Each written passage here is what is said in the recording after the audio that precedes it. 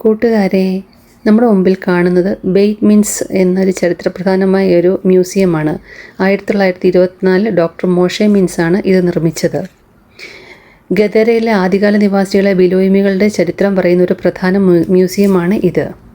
മ്യൂസിയത്തിന് പുറത്തുള്ള മുറ്റത്ത് പ്രദർശിച്ചിരിക്കുന്ന ഈ പഴക്കമുള്ള കുറച്ച് ഫോട്ടോകൾ അത് ഗദേര നഗരത്തിന് തറക്കല്ലിട്ട ആദ്യകാല സ്ഥാപകരുടെയും അവരുടെ കുടുംബങ്ങളുടെയും അപൂർവ ചിത്രങ്ങളാണ്. The founders and their families എന്ന വിവര ബോർഡിലൂടെ അന്നത്തെ ജനജീവിതത്തെയും നഗരത്തിൻ്റെ പാരമ്പര്യത്തെയും കുറിച്ച് വ്യക്തമായി മനസ്സിലാക്കാൻ നമുക്ക് സാധിക്കും. പിന്നെ കാണുന്നത് കല്ലിൽ കൊത്തിവെച്ച മനോഹരമായൊരു സ്മാരക ശില്പമാണ്.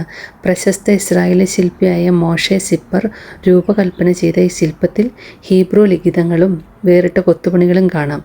ചുറ്റുമുള്ള ഉയരമുള്ള സൈപ്രസ് മരങ്ങളും പ്രകൃതി ഭംഗിയും ഈ ഇടത്തിന് കൂടുതൽ ഗാംഭീര്യം നൽകുന്നു.